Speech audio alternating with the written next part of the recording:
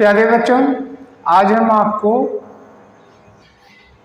Company के अधीन governor general यानी जो अंग्रेजों की ईस्ट इंडिया कंपनी थी, उसी के माध्यम से इसने पूरे देश में अपने पैर फैलाए और जो है शासन शुरू किया।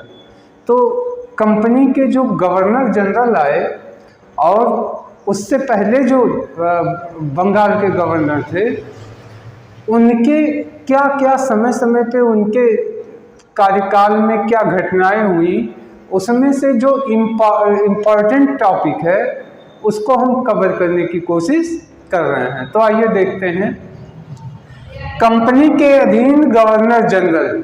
तो एक चीज जान लीजिए, पहली चीज ये कि पहले जो है भारत की राजधानी बंगाल हुआ करती थी। अंग्रेजों ने बंगाल को ही कार्यक्षेत्र बनाया और बंगाल से ही पूरे भारत पे अपना शासन कंपनी के माध्यम से कर रहे थे। तो मुख्य रूप से सबसे इम्पोर्टेंट जो शासक थे वो बंगाल के थे।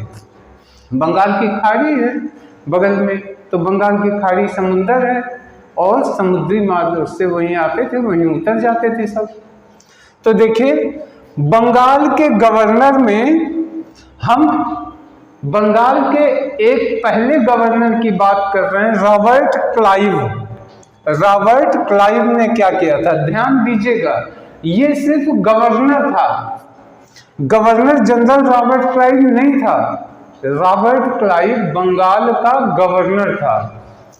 तो बंगाल का गवर्नर रॉबर्ट क्लाइव कब बना, तो इसको कैसे याद कर सकते हैं। दरअसल ये दो रिज्यूम में आया था। पहले 57 यानी 57 से 60 तक ये बंगाल का गवर्नर रहा रॉबर्ट क्लाइव, 57 से 60 तक, और बाद में फिर 65 से 67, 65 to 67, इस दौर में 2 साल इधर और 3 साल इधर, इस दौर में ये बंगाल का गवर्नर था। तो रॉबर्ट क्लाइव कैसे याद कर सकते हैं, किस सन में रॉबर्ट क्लाइव इंडिया में आया। तो देखिए कब आया, 1757। तो 17 है, 17 को कर लीजिए, देखिए 17, तो इसको कर लीजिए 17। रॉबर्ट क्लाइव, अब इसको कैसे कर सकते हैं, और 57 जब आप लिखते हैं 57, तो इसमें जो है सत्ता का नंबर 1 बन गया। देखिए कल्पना कीजिए कि रॉबर्ट क्लाइव बंगाल में आया और जब आया तो अपने साथ ढेर सारे संतरे लेके आया। संतरे का मतलब 17, और लोगों को संतरा खिला खिला के उनको खुश करके सत्ता में नंबर 1 बन गया। 57, सत्ता का नंबर 1 व्यक्ति बना। कौन, क्योंकि ये बंगाल का गवर्नर बन गया ना, तो सत्ता का नंबर 1 व्यक्ति हो गया। तो 57 और संतरा खिला के, तो संतरा खिला के लोग खुश हो गए और उसको सत्ता के नंबर 1 पे पहुंचा दिए। इस तरीके से 1757 याद रहेगा, इस में आया। उसके बाद जो है 3 साल गवर्नर था, फिर वापस चला गया, फिर 65 में फिर भेजा गया और फिर 67 तक था। अब इसके रॉबर्ट क्लाइव जब आया तो इसका ये गवर्नर बनके जब आया तो इसका जो रूल था ये बहुत इंपॉर्टेंट है, एग्जामिनेशन ओरिएंटेड है। ये द्वैत शासन शुरू किया, शासन व्यवस्था। द्वैत शासन प्रणाली का मतलब ड्यूअल, दो, द्वैत मतलब दो शासन प्रणाली, यानी शासन के 2 केंद्र थे। पहला केंद्र कौन था, इसने 2 केंद्र बनाए सत्ता के। ऊपर तो खुद बैठा था, गवर्नर था, और उसके नीचे कौन थे, 2 लोग थे। पहला कंपनी थी, ईस्ट इंडिया कंपनी। इनकी कंपनी के अधीन क्या क्या था, देखिए, राजस्व वसूली, खजाना यही भरता था, राजस्व वसूली, सैन्य संरक्षण यानी सैनिक के जो मामले हों और विदेशी मामले, ये 3 चीजें कंपनी देखती थी, यानी कंपनी के अधिकारी देखा करते थे। और बाकी सामान्य प्रशासन जो होता था वो नवाब चलाते थे, शासन संचालन। यानी सत्ता 2 लोगों के पास थी, एक कंपनी के पास थी, दूसरे नवाब के पास थी। इसी को कहते हैं द्वैत शासन, इसी को द्वैत शासन कहते हैं। तो ऐसे कर लीजिए, क्लाइव, देखिए क्लाइव बहुत क्लेवर आदमी था। क्लेवर मानी चतुर, क्लाइव तो बहुत क्लेवर आदमी था।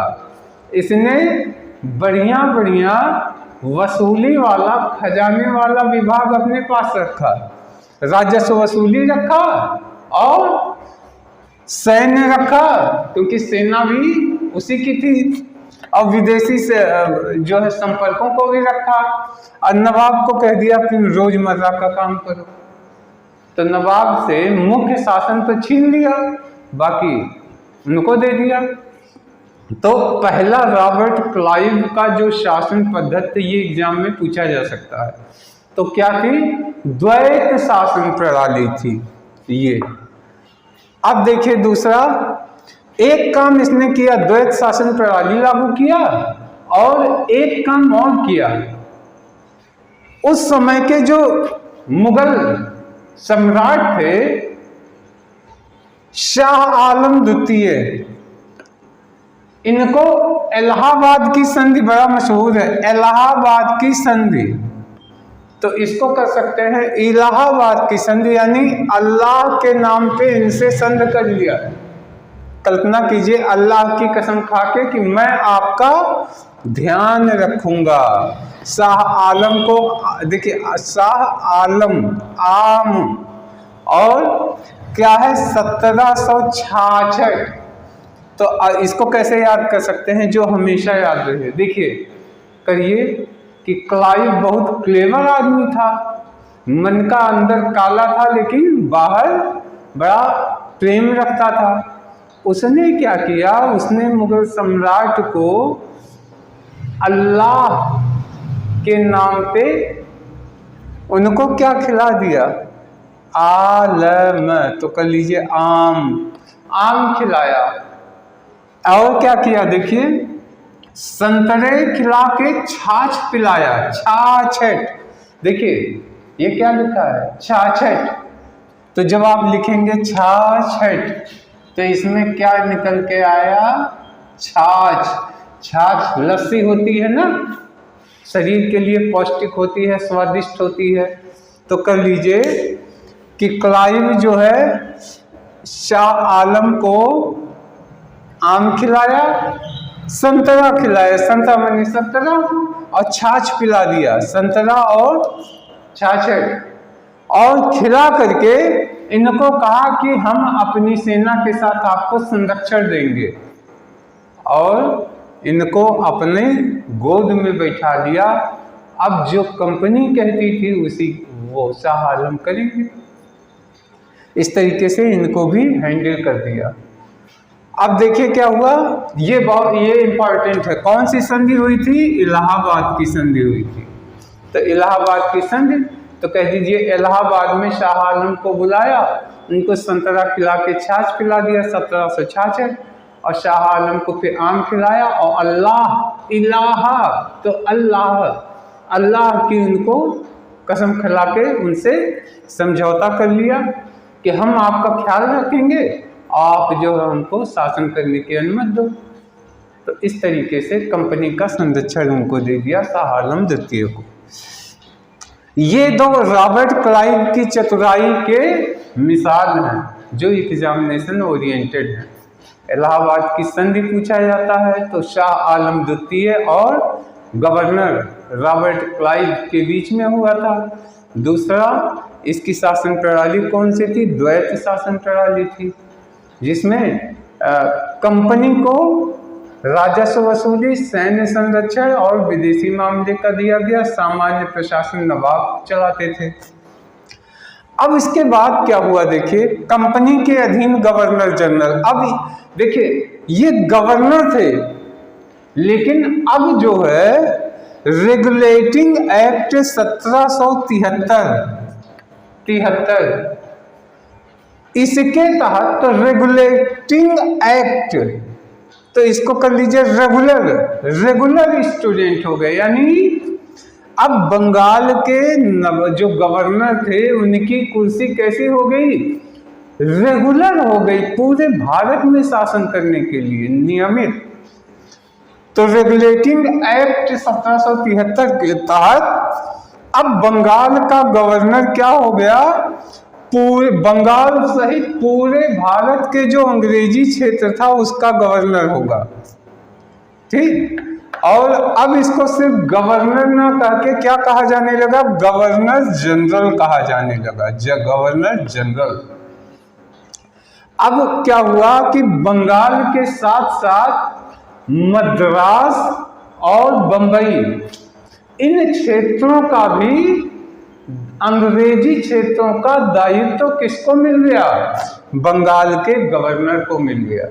यानी गवर्नर जो है ये सबसे बड़े होंगे, और मद्रास और बंगाल के और बंबई के जो गवर्नर थे वो लोग इनके अधीन होके काम करेंगे। यानी गवर्नर जनरल सुपीरियर हो गया पूरे अंग्रेजी क्षेत्र का। अब देखिए क्या हुआ, इसी के अधीन थे। अंग्रेजी सरकार ने गवर्नर जनरल का कार्यकाल 5 साल कर दिया, 5 साल। तो आप जानते हैं, देखिए लगभग यही कार्यकाल भारत में है। आज भी हमारे यहाँ लोकसभा, विधानसभा, गवर्नर और प्रेसिडेंट सबका कार्यकाल 5 साल ही है। तो वहाँ से ये 5 साल की परंपरा शुरू हुई थी। इनका कार्यकाल 5 साल हो गया। अब क्या है कि प्रथम गवर्नर जनरल कौन था, यानी बंगाल का या कह सकते हैं भारत का, ब्रिटिश राज का फर्स्ट गवर्नर जनरल कौन था, वॉरेन हेस्टिंग्स था, वॉरेन हेस्टिंग्स। तो ये कैसे याद रख सकते हैं, आप ये कहिए कि अंग्रेजों ने एक गवर्नर को भेजा जो सबको वार्निंग देता था कि वो उससे हेट करता है। हेट माने घृणा। आपने सुना होगा, अंग्रेज लोग बड़े बड़े होटल, क्लब, उसके अंदर लिख देते थे dogs and Indians not allowed, ऐसे लिखते थे। तो ऐसे कल्पना कीजिए कि वारेन ये चेतावनी देता था क्या, कि मैं हेट करता हूं, और इसी को, सबसे हेट करने वाले को अपना गवर्नर जनरल बना के अंग्रेजों ने भेजा, वॉरेन हेस्टिंग्स। तो प्यारे बच्चों, आज इस वीडियो में तो इतना ही दे रहे हैं। अब एक बार हम जल्दी सफर में इसे दोहरा देते हैं। देखिए यहाँ से शुरू हुआ, बंगाल के गवर्नर, बंगाल का गवर्नर कौन आया, रॉबर्ट क्लाइव आया। किस सन में आया, 1757 में आया। संतरा खिला के सत्ता पे नंबर 1 बन गया, बंगाल का गवर्नर हो गया। इसने द्वैत शासन प्रणाली शुरू की। द्वैत शासन प्रणाली में राजस्व वसूली, सैन्य और विदेशी मामले को कंपनी देखेगी, बाकी जनरल सामान्य प्रशासन नवाब देखते थे। इसके अलावा इसने क्या किया, शाह आलम द्वितीय, मुगल सम्राट शाह आलम द्वितीय के साथ इलाहाबाद की संधि करके उनको कंपनी का संरक्षण दे दिया, बदले में उनसे अपनी शर्तें मनवाता था। फिर आया बंगाल का गवर्नर जनरल। अब गवर्नर जनरल का पोस्ट शुरू हुआ तो 1773 में वो रेगुलेटिंग एक्ट के तहत 1773 में गवर्नर जनरल को, बंगाल के गवर्नर को गवर्नर जनरल बना दिया गया। उन्हीं के अधीन भारत के समस्त अंग्रेजी क्षेत्र को शामिल कर दिया गया। इसमें मद्रास और बंबई, ये दोनों एरिया को भी बंगाल के गवर्नर के अंडर में डाल दिया गया। इसके अलावा जब ये हो गया तो पहला गवर्नर जनरल बनके कौन आया, पहला गवर्नर जनरल बनके आया Warren Hastings. Warren Hastings Bharat का, या ये कह लीजिए अंग्रेजी राज्य का प्रथम गवर्नर जनरल भारत में बन के आया। तो प्यारे बच्चों, आज इस वीडियो में इतना ही। अब हम नेक्स्ट वीडियो में वॉरेन हेस्टिंग्स के बारे में पूरा डिटेल आपको बताएंगे। तब तक के लिए धन्यवाद, नमस्कार।